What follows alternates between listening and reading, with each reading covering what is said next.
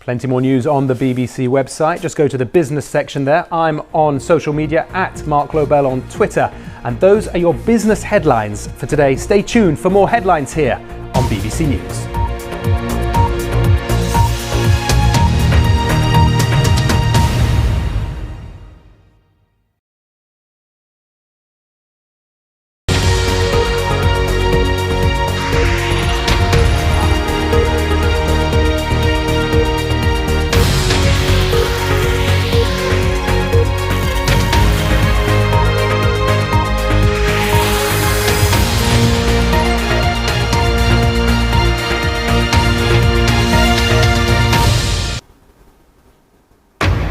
This is BBC News. Welcome if you're watching here in the UK or around the globe. I'm Reeta Chakrabarti. Our top stories. The German president has welcomed the British monarch King Charles on his first state visit of his reign. They inspected a guard of honour at the Brandenburg Gate in Berlin. Footage shows ambulances and families outside the migrant centre fire in Mexico, which has killed 38 people. Amsterdam warns rowdy British sex and drug tourists to stay away in a digital discouragement campaign targeting men aged 18 to 35.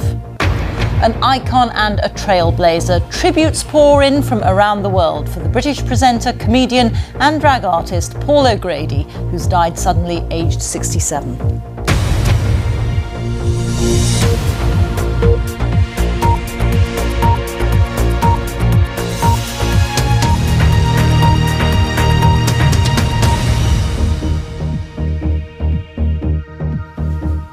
Hello and welcome to the programme.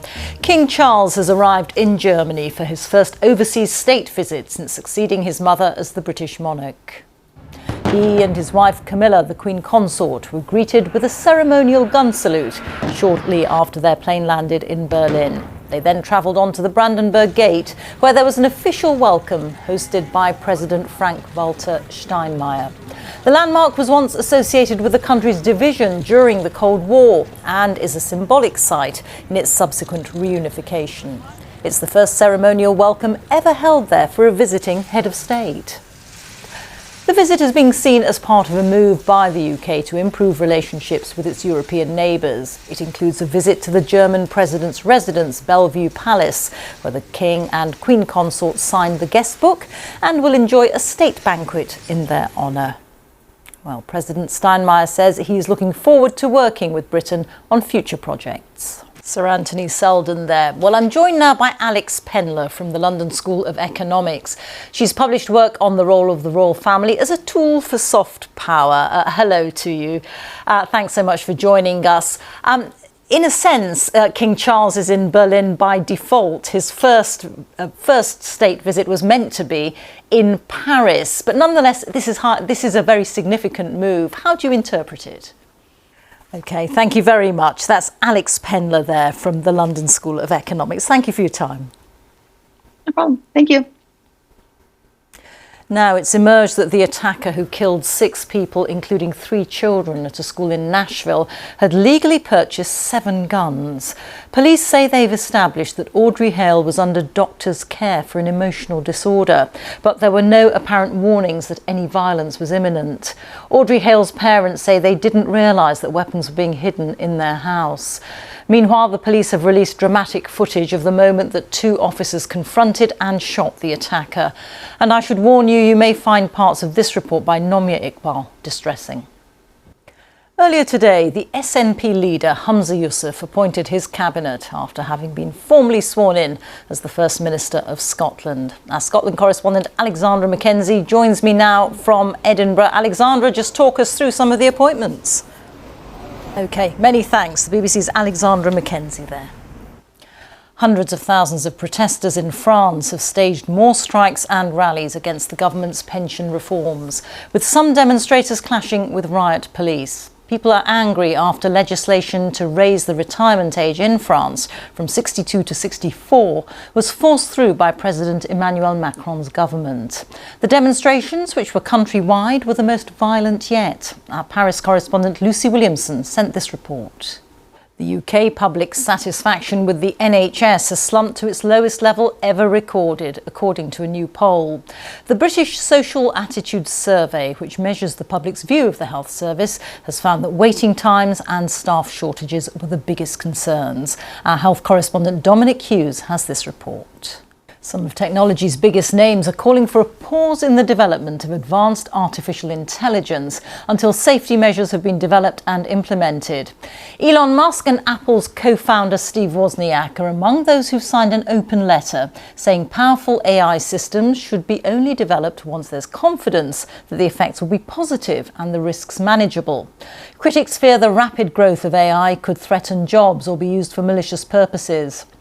The UK government has set out plans today to regulate AI with new guidelines on responsible use, describing it as one of the technologies of tomorrow.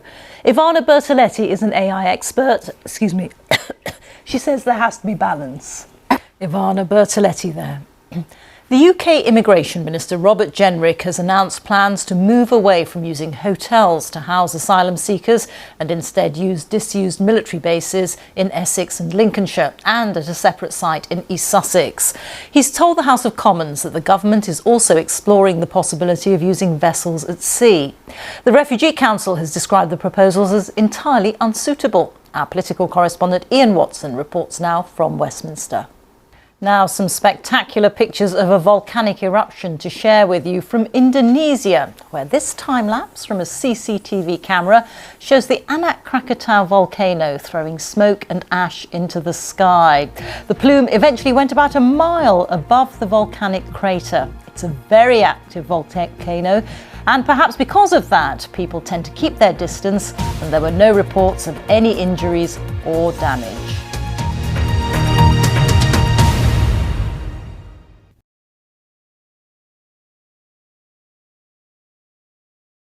As fighting continues in Ukraine, join our team for the latest developments. The Russian lines are very close. In fact, we're hearing they're just maybe a kilometre away. See the headlines as they happen with breaking news alerts in the app and get the full story with bbc.com/news.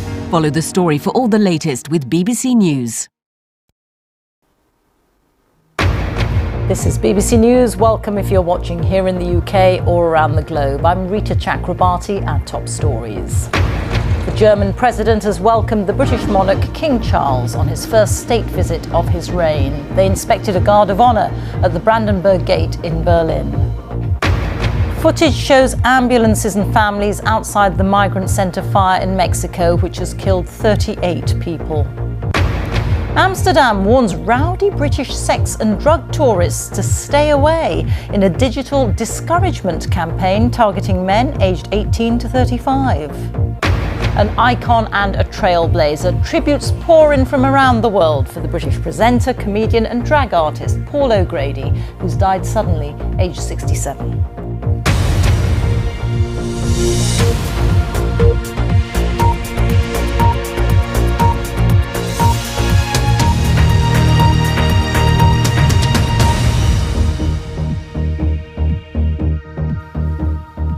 Hello.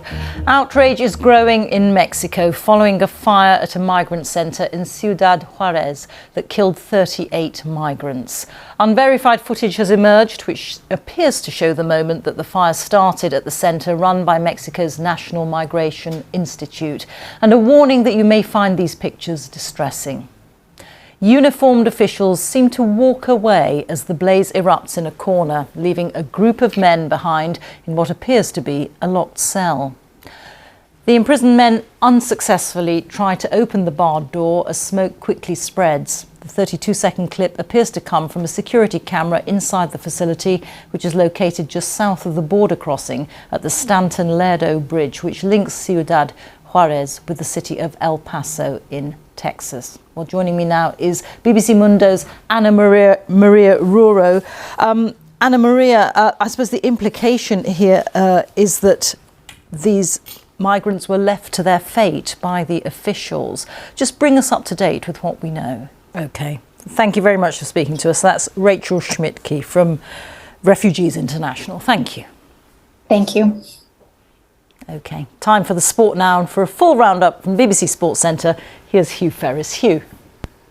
Reeta, hello to you once again. Indonesia will not host this year's Under-20 Football World Cup after FIFA stripped the country of its right to stage the tournament. Last Friday's draw for the 24-team competition was cancelled by the Indonesian organisers following protests early this month in the Muslim-majority country against the participation of Israel. And the world governing body have acted following a meeting between their president, Gianni Infantino, and the chairman of the host country's federation. And much more at our website, of course. If you're watching the UK, Laura McGee will be back in around an hour's time with Sports Day, but that's all you've bought for now. Thank you very much, Hugh. Now, officials in the Dutch capital Amsterdam have launched a digital campaign to try to reduce the number of British tourists coming in search of drugs, sex and alcohol. Discouraging adverts like this one will target 18 to 35-year-old men in the UK. The messages are automatically triggered when search terms such as stag party, cheap hotel or pub crawl in Amsterdam are typed out. Well, let's go now to our correspondent Anna Holligan, who joins us live in Amsterdam. Anna, why is it British men who are being specifically targeted? Thank you very much indeed. Anna Holligan reporting there. Now, 3 years ago, a 10-year-old boy in England decided to camp out in his garden every night to raise money for his local hospice. Since then, Max Woozy, now known as Tent Boy, has met the UK Prime Minister, won a Pride of Britain award and has been recognised by the Guinness Book of World Records. After spending more than 1,000 nights in the tent, Max has now decided it's time to move back inside. John Maguire was with him this morning. Amazing achievement. Now, tributes have been paid to the TV presenter and comedian Paul O'Grady, who's died at the age of 67. His husband said he died unexpectedly but peacefully yesterday evening. Our entertainment correspondent Lizo Mazimba looks back at his life and career. Paul O'Grady, who's died at the age of 67. And a reminder now of our top story. King Charles has travelled to Germany with Camilla, the Queen Consort, for his first trip abroad since becoming monarch.